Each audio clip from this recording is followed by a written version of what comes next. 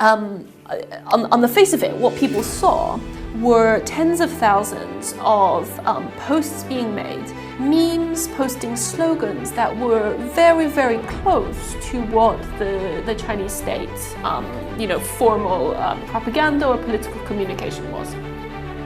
And so some people, what this looked like was maybe this was automation, maybe this was a concerted effort by the Chinese. But when research actually looked at this, my colleague didn't find any evidence that automation was being used. And you can see back in this forum that started it, people talking about it, saying, I think we should do this, like let's all do this on this exact day, like jump over the wall and make these posts.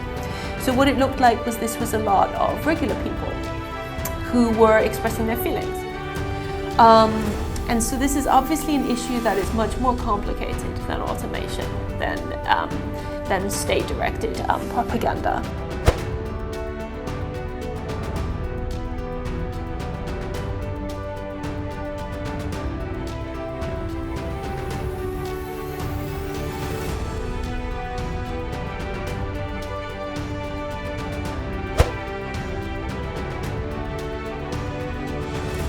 But I found there is logical flaws. I admit that's a coordinated operation, but how can you jump from the coordinated manner to a state-backed operation?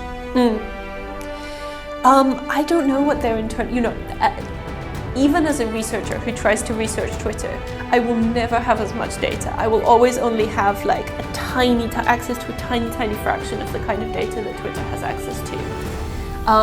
And so it's very hard for me to speak about whether their jump from finding a coordinated effort to finding a state-backed effort is justified or not. Is that these are commercial companies. They just want to make money.